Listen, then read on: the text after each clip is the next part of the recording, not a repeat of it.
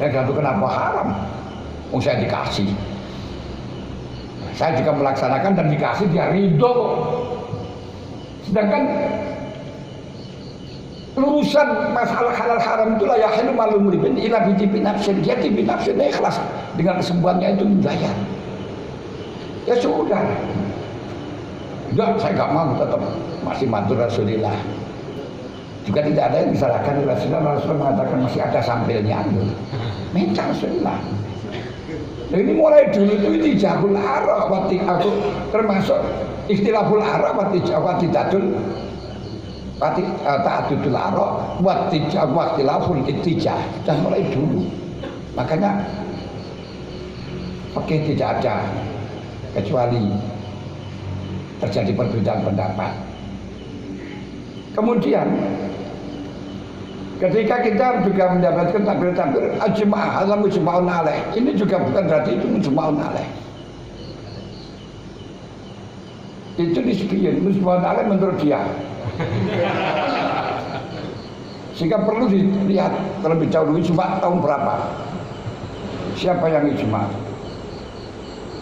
apakah mungkin ijma' pada waktu itu lagi terjadi. Kalau ijma' memang itu menjadi dasar, mujma'un alaih menjadi dasar. Tapi apakah itu ijma'? Nisbiyun, menurut dia ijma'. Kadang Nawawi tidak itu. Seperti ijma' orang murtad dibunuh, cobalah kita kaji. Zaman Rasulullah adakah orang murtad yang dibunuh? Nah, sini ya. Terus pada zaman sahabat adakah yang dibunuh? Terus adakah orang murtad yang tidak dibunuh? Nah, sehingga ijma'nya ini tahun berapa? Setidaknya Imam Ahmad bin Hanbal tidak mengatakan tidak mungkin ijma' setelahnya zaman sahabat, karena orang Islam sudah kemana-mana. Nah, ini yang kalau ijma' semuanya sepakat dijadikan pedoman, tapi ijma' tidak hanya itu. Musik saja kalau dalam bagian Endal Bajuri kan ijma' autar itu haram, tapi apakah Ibnu Hazm betul ya? Nah, ini mukhaliful ijma'.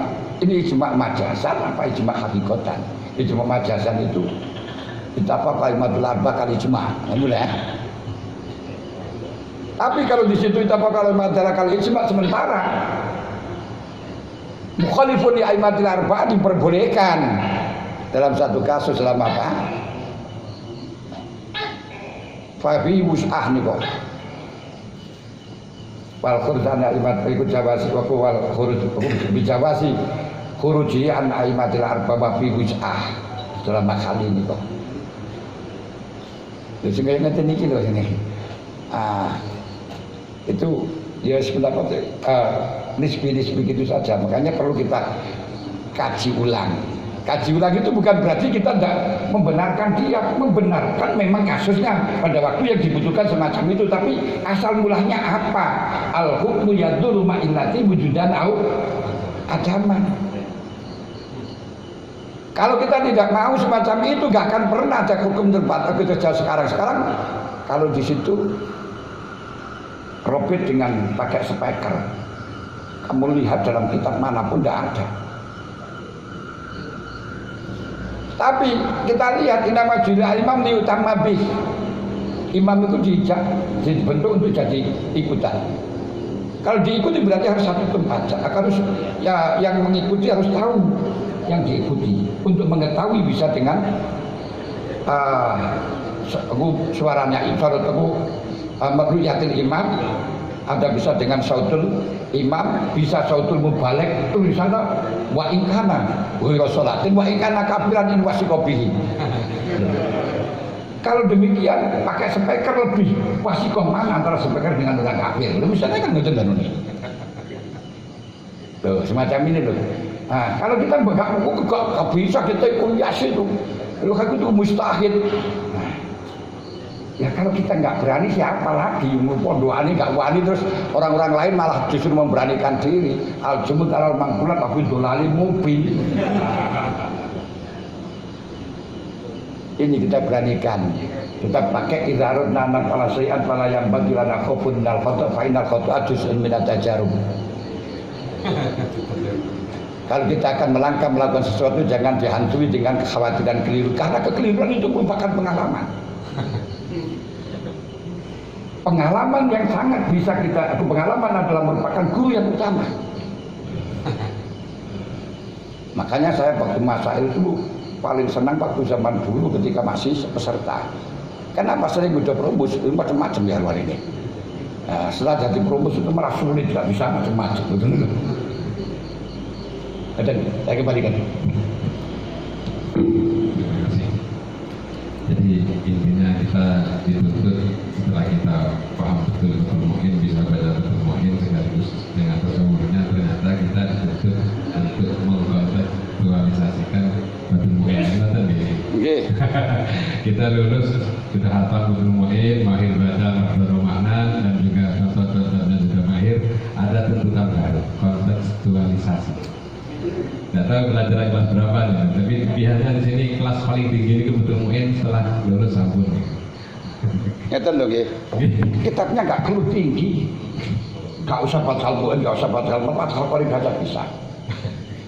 Cara untuk belajar pertama tingkatan skripsi.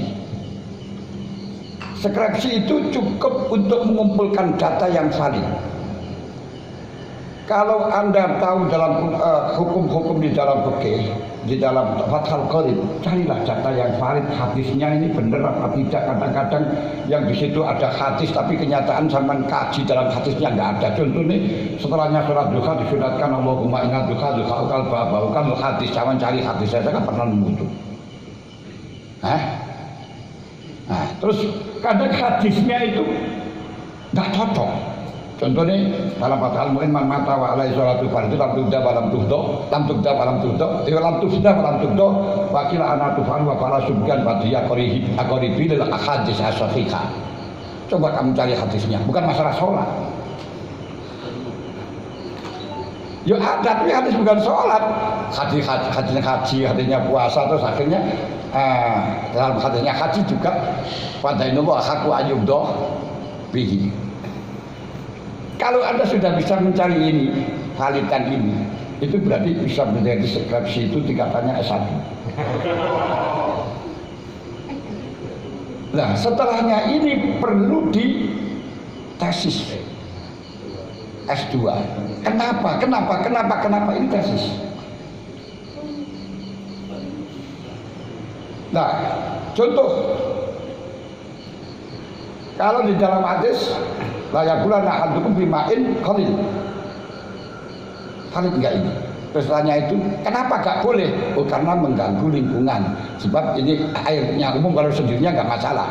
Air yang digunakan untuk orang umum akan mengganggu orang lain menggunakan.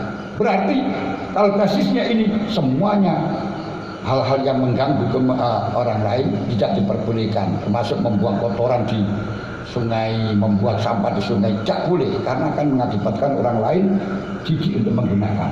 Loh, ini disertasi doktor kamu. Makanya di dalam membaca fakta fakih itu nggak butuh banyak kitab. Kalau sampai ingin semuanya banyak kitab, terus apa lagi kita terus berkembang, kiamat nggak selesai. Satu kitab, tapi dengan catatan kita mampu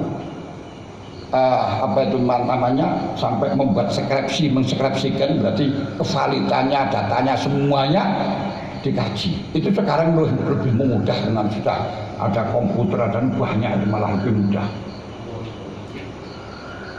Pakai kitab Raudhah, pakai kitab Majmu' itu untuk membuat skripsinya. Setelah skripsi ini selesai, baru kita kaji tesisnya, yaitu kenapa. Setelahnya tesis, ya seperti tadi lah, layak tilkot di bawah korban. Kita lihat validannya, validitasnya hadis ini. Kalau sudah mampuan daripada siapa, berarti Anda lolos jadi S1, yaitu skripsi. Kemudian kenapa hal ini? Wa may yutal hikmata faqad utiya khairan katsira. Ketahui hikmahnya di sini karena taswisul qalbi yang mengakibatkan tidak adil. Mulanya jika duit ini Pak Nikana nggak adil. Ya pantas termasuk layak dilkoti wa khotban. Itu kan. Pakai hadis ini aja bisa. Nah, karena kamaran nggak adil maksudnya. Karena kalau dua ya akhirnya milih sing bayar. Biar aku tuh membela yang bayar bukan membela yang benar. Ini pakai ini kok tak mau bisa tuh. Nah, setelahnya kita tahu tesisnya, baru bisa ini, bisa ini, bisa ini, bisa ini. Itulah disertasi. Itu namanya dokter. Ini cara nih. Kesulitan, maksudnya harus sama pelajari kitab kuwab. Kitab KB itu hanya sebagai pendukung. Tidak ada perbedaan satu dengan yang lain kecuali dalam vokabularinya saja. Kalau semuanya plek, akhirnya harus menghafalkan fatwa. Nah, terus menghafalkan fatwa macam-macam apa itu menjadi ibadah. Ilmu itu menjadi ibadah diamalkan. Sampai mempelajari kitab pelihan. Qadhaf, Dihar, pacaran sampai ngalim amalno. Apa bisa mendekatkan diri dan pangeran? Malah karu-karuan kalau amalkan itu. Berdosa. Makanya segala macam itu tidak usah dalam-dalam, itu kan enggak.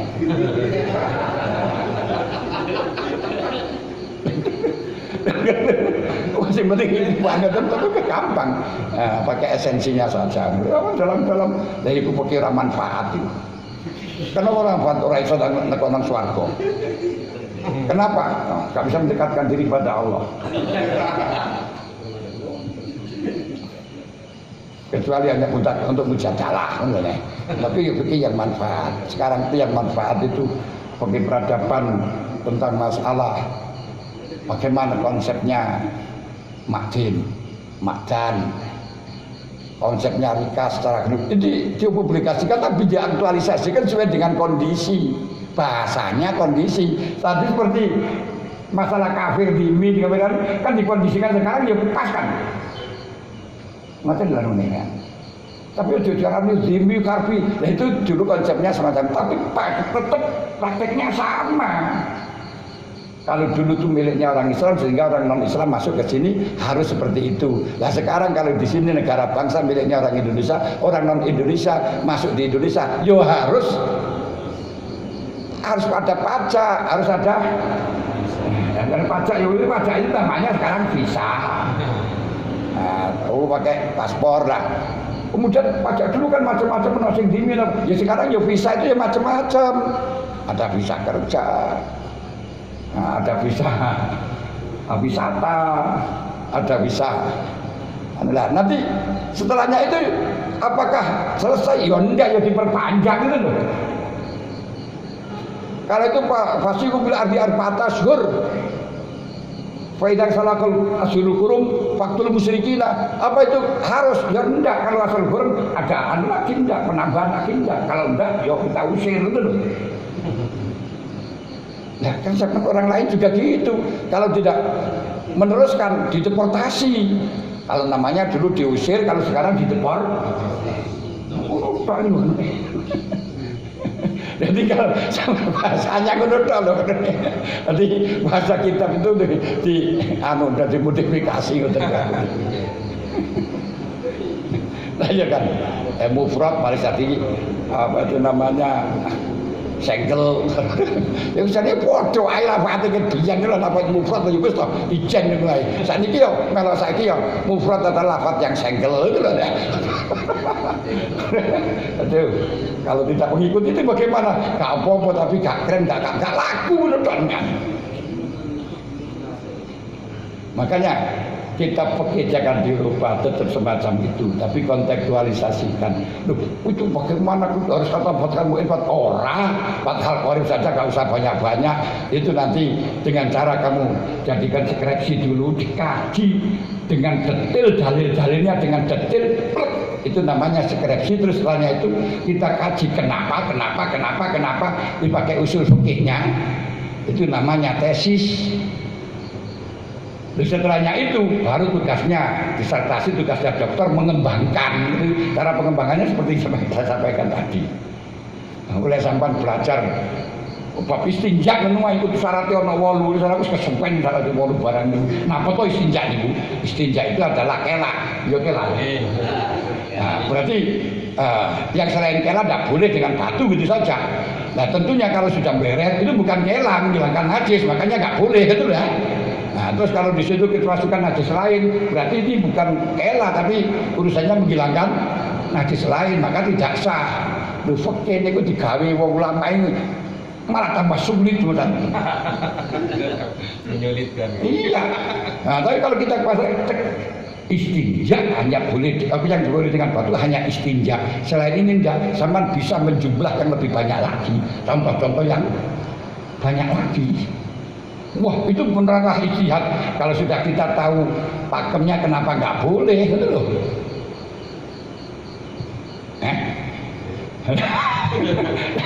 Wah, itu pegawaian mustahil. Lah, dia sampai sama gitu sampai kiamat juga bisa ngaji. Moga-moga mungkin yang lain ada yang iskal. Saya tidak menawarkan pertanyaan, mungkin yang iskal, karena saya muskil ini. Benar iskal tentang apa yang disampaikan beliau, mungkin biar keiskalannya dihilangkan. Ya, mungkin. Moga-moga ada yang iskal. Lanjut apa niku mboten membuka ruang untuk liberal. Loh, Betul. apa yang dimaksudkan liberal? Mau liberal apa atur kamu liberal? Liberal itu pokok seperti semuanya mubihun boleh. Nah, untuk standarnya itu Loh, lah sudah saya kasih tanda seperti itu dari skripsi, terus disertasi, tesis, baru disertasi. Itu tahapannya 3 itu, kuliah ya mau. masalahnya legal formalnya enggak. Loh, ada. Nah, makanya perlu ujian tesis. Ini lolos enggak? Nah, Imam Syafi'i akan menjadi hakim itu ya pasti ujian tesis. Gitu kan ya? Ya. Yang pertama adalah tentang apa ya? Jadi permasalahan masyarakat kan semakin kompleks. Jadi kita itu juga harus bisa menjawabnya secara kompleks juga. Iya. Kadang ya juga hilang gitu. Akhirnya karena masyarakat itu butuh jawaban yang instan dan tidak mau jawaban yang terlalu memberatkan, mau tidak mau sering juga kita itu hilang dengan pakai pendapat pokok masyarakat menerima. Sebenarnya kan tahu itu. Yang pertama kami tanyakan itu sebatas mana kita itu diperbolehkan untuk hilang, itu yang. Terus yang kedua tentang soal usul kita. Saya punya pemahaman begini. Contoh permasalahan tentang masalah nikah dan hutang. Kalau masalah hutang itu kan dicatat. Idza tadayantum bidainin faqtubu. Karena di situ faqtubu jadi kan harus dicatat. Dalam masalah hutang itu lebih mengedepankan, lebih percaya pada tulisan kan begitu. Sedangkan kalau masalah nikah itu justru saksinya pakai orang. Sedangkan sekarang itu antara orang dengan tulisan itu jauh lebih percaya tulisannya. Dari 2 hal masalah itu mungkin ini kan berpikiran soal istihad tadi. Seandainya kekuatan hukum sekarang itu antara orang dengan tulisan lebih dipercaya tulisan, misalnya materai dan sebagainya, itu apa bisa misalnya merubah hukum tentang perkawinan di Indonesia? Berarti kalau nikah itu misalnya kalau tidak ada sah dari misalnya penghulu dan sebagainya, berarti itu tidak sah. Itu saya. Ini soal pemikiran. Dengan disamakan dengan masalah hutang tadi.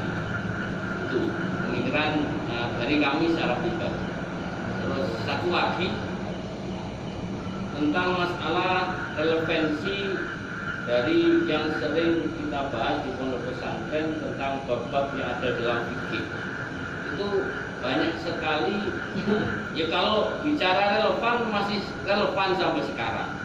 Seperti bab budak dan sebagainya gitu. Itu saya yakin ulama-ulama dahulu mengarang kitab dan membahas hal itu ada relevansinya sampai sekarang. Nah, yang saya maksudkan itu dikontekstualkan dengan era sekarang itu bagaimana? Mungkin itu saja yang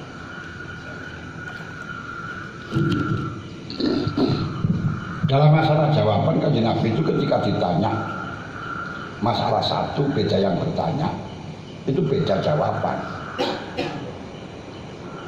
tidak sama. Kenapa? Melihat masalah hendaknya. Nah, makanya jangan jalan carikan jalan itu. Yang melihat kasusnya siapa yang dijawab itu nanti akan akibat apa? Kenapa? Rusaknya umat itu karena rusaknya ulama. Orang berani jadi teroris dan sebagainya karena ulama, gegabahnya ulama. Nah, makanya karena orang itu berani kayak ada suratnya itu karena ulamanya yang sok.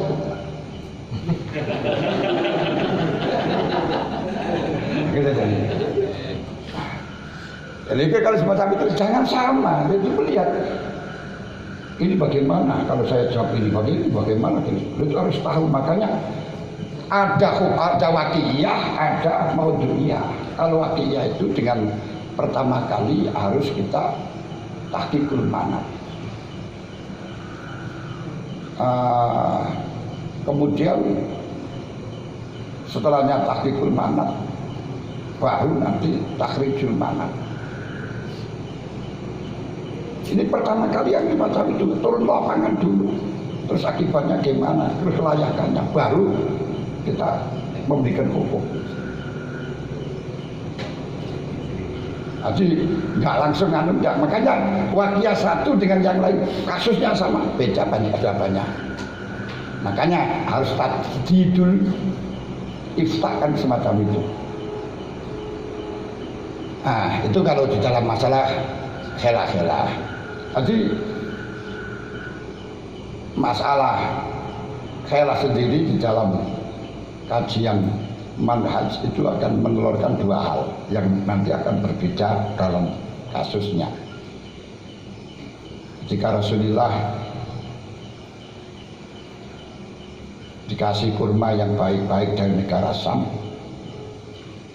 kemudian dia bertanya apa di negara Syam ini kurmanya bagus-bagus. Enggak ya Rasul, 2 kilo 2 takar saya kasih, saya tukarkan 1 takar. Riba. Maka yang benar 2 takar itu kamu jual fitrimah, lalu kamu menerima aku belikan 1 takar. Nah, tapi sementara di dalam apa itu namanya kasus Ashabi Sabti, tidak boleh cari ikan pada waktu hari Sabtu, tapi hari Jumat dia pakai siwaan, belumbangan, biar ikan masuk tapi diambil pada waktu Ahad. Akhirnya oleh Allah dimasukkan menjadi ketek. Doa makar Allah bahwa khairun. Makanya itu motifnya di mana yang masalahnya apa itu ya. Nah, itu harus dilihat. Jadi akhirnya khilaf itu kalau untuk disalamati haki nggak masalah. Termasuk ta'atil uqud al-fasid dari salamatil haki nggak masalah. Itu hanya itu saja. Intinya itu ita'u kulli hakin haqqah. Jangankan khilaf saya katakan akhdu palil ghair bi ghairi idzin dulu kalau sudah. Nah, jelasin tahu di hakim nggak masalah. Dan yang dirumuskan di dalam fikih halal kalau memang secara formal semacam itu, tapi batinnya nggak halal. Kita boleh ngambil. Sayyidina Ali ketika dikalahkan oleh Rasulullah diperintahkan untuk ngambil di jalan selain jalur hukum. Makanya di dalam kitab ada istilah dufer. Paham dufer? Dufer itu mengambil dengan bobol nakbul jidar. Ketika hak kita diambil orang tapi kita tidak bisa membuktikan saksi. kalah di dalam pengadilan, padahal kita yang menang, boleh nakbul jidar, zufer. Jadi kan ini loh, makanya kita harus pakai prinsipnya. Merugikan apa tidak? Maka ada auto gajian yang menyimbang dengan bergilir. Sedekah nanti dikasihkan kepada yang anggotanya 1,5 juta bisa mendapatkan 150 juta. Nah, bahasanya ikhlas, tidak ikhlas, itu bahasanya. Walaupun bahasamu gimana pun saya haram. Saya tidak fanatik dengan bahasa. Itu hanya rekayasamu. Kapasitas Hah? membutuhkan kapasitas. Loh yo harus, kalau tidak yo man afta bi ghairi ilmin itu tadi. Nah, sudah saya sampaikan tadi kapasitasnya kan kelulusan dalam skripsi, tesis sampai disertasi. Nah, yang semacam itu tidak semuanya terus boleh, yo. Termasuk maksiatul lesan alifam bi ghairi ilmin. Rusak agama yang semacam itu. Jadi untuk yang pertama jawabannya kan masalah fatwa itu tidak harus sama, harus tidak hanya cocok dengan fikih enggak. Tapi yang maslahah yang ita'u kulli dzi haqqin haqqo. Makanya geris maca kitab kok bahaya itu. Tapi kontekstualisasi itu bahaya. Nggih. Terus kedua apa tadi kedua? Hutang. Jadi tujuannya nikah itu bukan diketahui dirinya. Kalau di dalam hutang itu biar dirinya itu bisa mengetahui agar nanti bisa bayar. Kalau tidak itu nanti nggak bisa, itu nggak butuh masalah orang lain karena hal yang tidak perlu diketahui oleh orang lain. Tapi kalau masalah nikah ini tabutuham, biar tidak dicurigai orang, makanya perlu ada saksi. Itu bagian dari lalu nikah. Ditulis saja orang nggak tahu, kamu akan dikatakan zina. Ini ada tulisannya, siapa yang nulis? Nah, kalau di dalam pemerintahan itu butuh di samping saksi itu butuh 2 bukti yang sah. Kenapa? Dengan saksi saja kalau sekarang sudah nggak bisa kalau kita pakai al-bayyinatu 'alal mudda'i wal yamin 'ala man ankara. Santri salah kalah semua. Yang Sayyidina Ali saja kalah. Semuanya yang didatangkan pada hakim disumpah semuanya, walaupun bohong dia disumpah. Makanya tidak bisa di dalam negara bangsa kalau zaman sekarang ini cukup dengan sumpah dan seterusnya, ini akhirnya akan kalah semuanya orang-orang itu. Perlu ada buktinya. Bisa paham? Saya bisa biar memberikan titik temu. Nah itu kalau nikah itu hilang, biar tidak dicurigai orang, semuanya tahu. Ada saksinya itu. Dengan tulisan nggak bisa, karena tulisan itu pribadi, biar tidak lupa. Nikah nggak bisa dilupakan. Jadi tujuannya apa itu? Tujuannya saksi itu karena niki ikhtiar masalah urusannya menghalalkan barang dan harus tahu semuanya. Makanya Dawud akhiri tidak usah saksi, pokok seperti ilam, nggak apa-apa. Makanya walimah itu wajib dalam rangka ilam, tapi tidak usah saksi nggak masalah, karena itu bimazilah di saksi.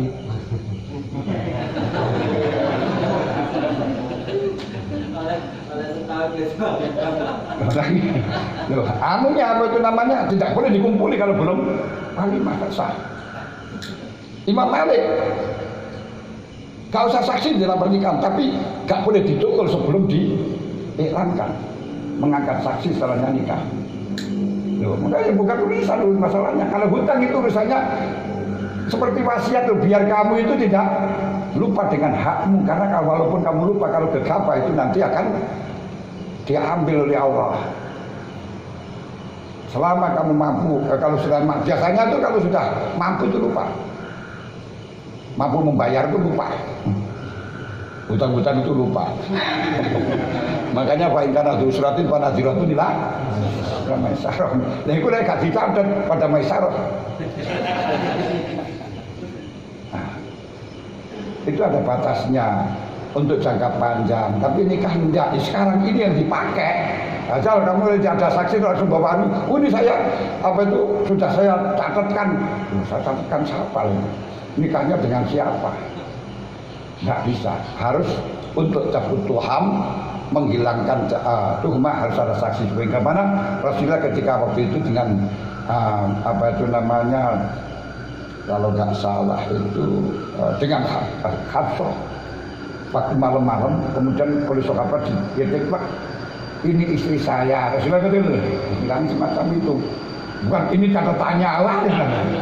Ini yang dianggap pokok yang penting kias-kias yang semacam itu dipakai. Harus tahu maksudnya akad itu apa, iktidoknya apa. Bukan hanya ini lebih penting itu enggak, bukan itu. Nah ini cara tesisnya enggak pas betul. Jadi semacam itu kan ini. Artinya yang dihukumi dengan fakir pun pas dulu mesti benar, belum mesti boleh. Karena fakir itu tadi saya katakan hanya urusan dunia. Sampai mengenang di pengadilan, kok boleh dufer itu nih? Sudah saya contohkan dalam masalah tadi itu masalah ikrar dan seterusnya kan ya. Itu sama sebenarnya itu kalau fakir malam yulkar ini hanya menambahi contoh gitu saja. Tapi aslinya muaranya itu dilaksanakan dalam masalah fikih itu hukum formal untuk fasrul husuma. Makanya kalau tidak ada gegeran tidak perlu fikih. Nah, itu kalau saya dari awal itu panjang sekali itu nanti harusnya tujuannya orang itu hidup adalah dunia akhirat. Kenapa akhirat tidak akan pernah intizam tanpa intizam dunia. Maka yang didahulukan itu dunia ini bukan akhirat di dalam masalah intizam. Keamanan ini negara bukan agama ini. Jangan terus pokok sepenting agama gak memberikan masalah keamanan. Amannya dhisik baru ibadah. Kenapa? Tidak aman tidak bisa ibadah. Sampai dialog seperti ini atau ngaji kan kalau di selain di Indonesia sudah ini nggak boleh. Yang penting aman dhisik. Setelahnya aman baru kita meneruskan masalah intizamuddin. Lah intizamud dunia tidak bisa aman juga kecuali dengan usahanya manusia. Lah usahanya manusia dalam hal ini ada 3 macam. Ada usul, ada muayyi, ada mutamim. Usul itu ada 4, sandang, pangan, papan, siasa. Siasa itu diantaranya fakih itu siasa. Nah, untuk apa fakih? Untuk faslul husumah. Nah, kenapa? Ini sudah dibahas dowo. Sebab orang yang bagian sandang, aku sandang inginnya sandangnya mahal. Tapi kalau membeli makan murah. Bagi yang makanan inginnya membeli makanannya mahal. Kalau beli bagian murah. Terus bagi yang apa itu namanya papan yang punya paku dan sebagainya inginnya mahal, bahan bangunan mahal, tapi makanan murah. Untuk menstabilkan ini perlu siasa.